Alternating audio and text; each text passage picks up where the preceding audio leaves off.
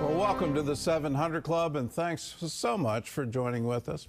Well, no 30-day ceasefire in Ukraine. That's Russian President Vladimir Putin's message to President Trump. The two spoke for nearly 2 hours on the phone yesterday.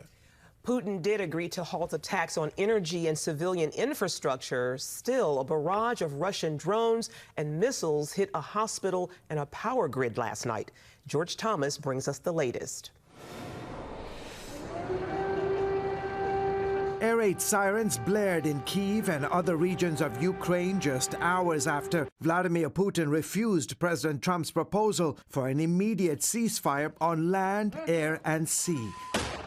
Residents in the capital taking shelter underground after Russia launched 147 Iranian-made drones and 6 missiles overnight. Targets in other parts of the country included a hospital and an energy grid, contrary to Putin's promises. I feel that Putin's words have no credibility at all. What he says could change in a week, just like that.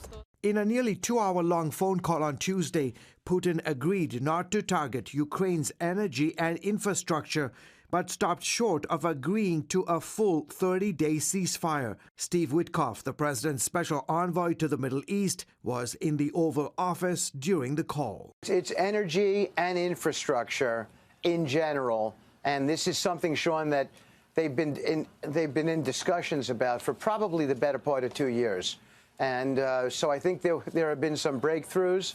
I would commend President Putin for all he did today on that call. Kyiv residents say the Russian overnight attacks show Putin's real response to a peace proposal. The Russian imperialists do not want to let us live peacefully because they do not recognize our right to exist, so we are forced to fight. After the call, the Kremlin seemed to add to its list of demands, insisting that Ukraine reduce its troop strength and mobilization efforts, and that the West stop sending arms and sharing intelligence support. Trump said those demands weren't part of Tuesday's discussions. I think the Kremlin media actually stated that he demanded an immediate cessation of aid to Ukraine in order to get to this multi-step deal. No, he didn't. We didn't talk about aid, actually. We didn't talk about aid at all. President Trump will speak with Ukraine's President Zelensky today. Negotiations are expected to continue this weekend in Saudi Arabia. George Thomas, CBN News. Well, unfortunately, I don't expect a deal anytime soon, and frankly, I couldn't trust the Russians to maintain a deal, to actually keep the terms. You look at the previous deals that Russia made. There was a deal that if Ukraine gave up its nuclear warheads, and they had a lot of them, if they gave them up, that there would somehow be a security pledge from the West to encourage them that we would come to their aid and their defense in the event of a war. There was pledges that Russia wouldn't invade, but then that pledge was broken, and you see the invasion of Crimea in 2014. And yet another deal, and this one, well, we'll keep Crimea and we'll have peace, and there'll be security pledges and all of that going on. And then Russia invaded again, and they're trying to get a land bridge to Crimea. They're trying to create buffer zones between Europe and Russia, but I think there's a much larger game, and you heard it from residents in Kyiv. This is Russian imperialism, and I think Putin very much wants a return to the Soviet Union and some kind of Russian control over the East Bloc and Russian dominance over Europe. So in light of that, to show any weakness that, you know, there's any distance between us and Ukraine, I think is a strategic negotiation mistake. And that's going to play out on a very large stage right now. Yes, should we all be worried about World War III? Should we be worried that if Russia starts to lose this war, will they resort to nuclear weapons? Yes, we should be worried with that, but we should not reward their aggression. This is a time for the West to stand up and stand up for the principles of the right of self-determination for people, the principles of democracy, of liberty, individual liberty. Those are important and foundational to our very culture. the whole concept of Western civilization, the whole concept of the free world. And we need to maintain our adherence to our own ideals. In other news, Israeli Prime Minister Benjamin Netanyahu declared the rules of negotiation with Hamas have changed. John Jessup has more on that story from our CBN News Bureau in Washington. John? That's right, Gordon. Netanyahu announced Israel will continue its military assault on the terror group and that the hostage talks will be held, quote, under fire. CBN's Chris Mitchell reports from Jerusalem. Netanyahu announced the new rule is designed to achieve the goals of the war. The release of all our hostages, the elimination of Hamas, and the promise that Gaza will no longer pose a threat to Israel. Israel's message to Hamas, unless more hostages are released, the attacks won't stop. And if it does not immediately release all the kidnapped men and women, the gates of hell will open, and it will find the full might of the IDF in the air, at sea, and on land facing it until it is completely destroyed. Yet some freed hostages and families of those still held captive are begging Israel to stop the fighting, fearing Hamas's threat to kill the hostages in revenge. Reality has already proven to us that war will not return hostages. It will kill them. Netanyahu insists Israel's military action has forced the terror group to release 196 hostages. A simple thing was proven. Military pressure is a necessary condition for the release of additional hostages. The military attack on Hamas and the release of our hostages are not contradictory goals. They're goals that are intertwined. While the fighting resumes, Netanyahu is urging Palestinian civilians to flee the fighting. And I call on the people of Gaza, get out of harm's way, move to safer areas, because every civilian casualty is a tragedy. To prevent civilian casualties, the IDF provided a map to residents in Gaza to guide them safely from the fighting. That's something that the Western world hasn't seen, an army giving up the element of surprise just to give an opportunity to the civilians to get out of harm's way. But we're committed to that. That's our principles, our values, is to make sure that we are fighting terrorists and not civilians. In Yemen on Tuesday night, the Houthis fired a missile at an Israeli military base and promises more are coming. Earlier this week, the White House said any shot fired by the Houthis would be counted as a shot from Iran, the Houthis' main backer.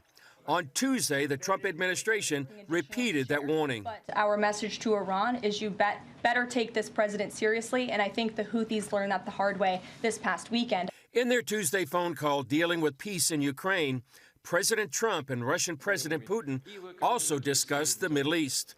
A readout of the call says the two leaders shared the view that Iran should never be in a position to destroy Israel. They agreed Iran should not be allowed to develop nuclear weapons, weapons that could be used to destroy Israel. Chris Mitchell, CBN News, Jerusalem. All right, thank you, Chris.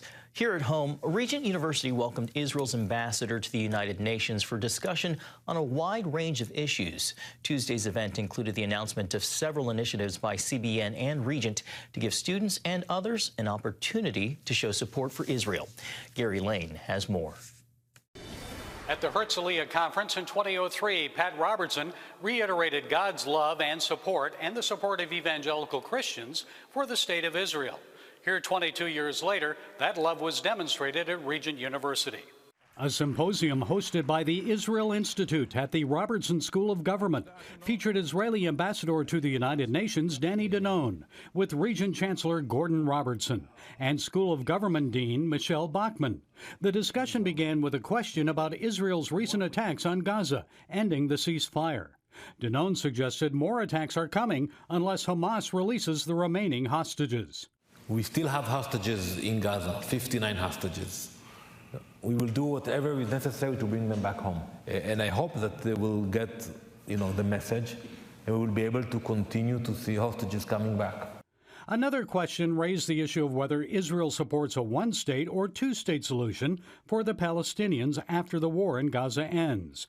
Ambassador Danon said since October 7th, more Israelis oppose a separate Palestinian state. We have to admit that the region where we live, I don't think it will change.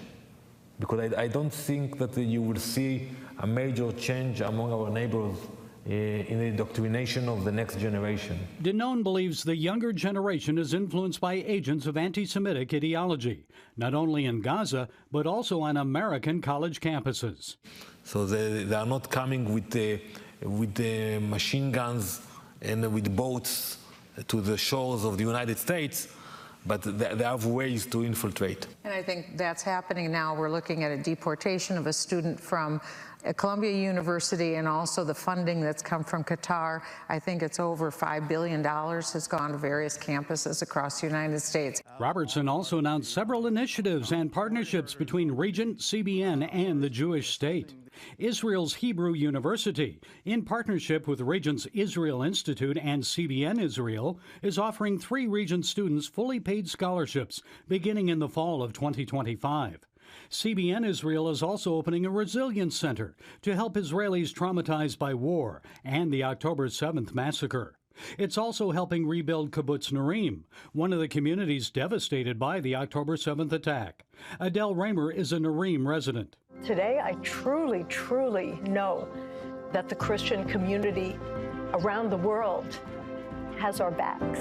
And that just gives us so much inspiration and strength.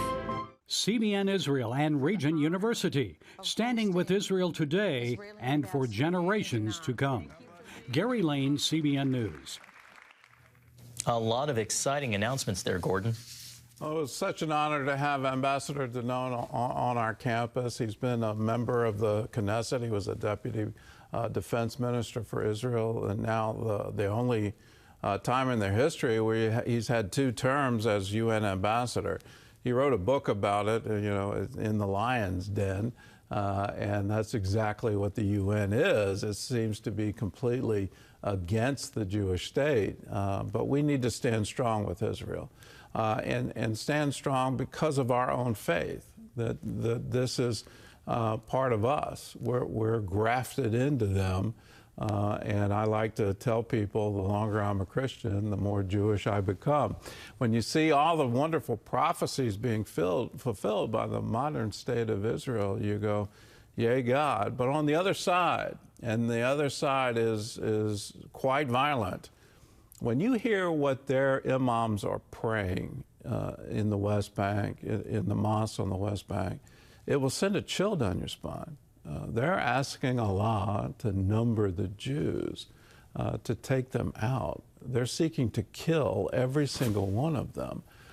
So when you hear these calls that somehow Israel is an apartheid state or they're out for genocide, well, ask the person making that claim, what does the river to the sea really mean? Doesn't it mean, isn't that part of the charter of Hamas? To kill every single Jew in Israel? Isn't that your intent? Isn't that what your imams are praying in your mosque? They're asking for all the Jews to be eliminated. They will not have a response to that. But we in the West, we particularly in America, we were supposed to be a city on a hill. Let us hold to the standards that no, not on our watch. We made a pledge after the Holocaust, never again. And we're seeing this hatred rise up in such an incredible degree. With October 7th being promised, we will do this again and again and again until Israel doesn't exist. We need to stand against that and stand for what is right. Israel has a right to exist. It is established in international law. It was established by the League of Nations, the San Remo Conference. We need to hold fast to that. It is absolutely important in the world today for this ideological battle that we engage in it, and more importantly, that we win it.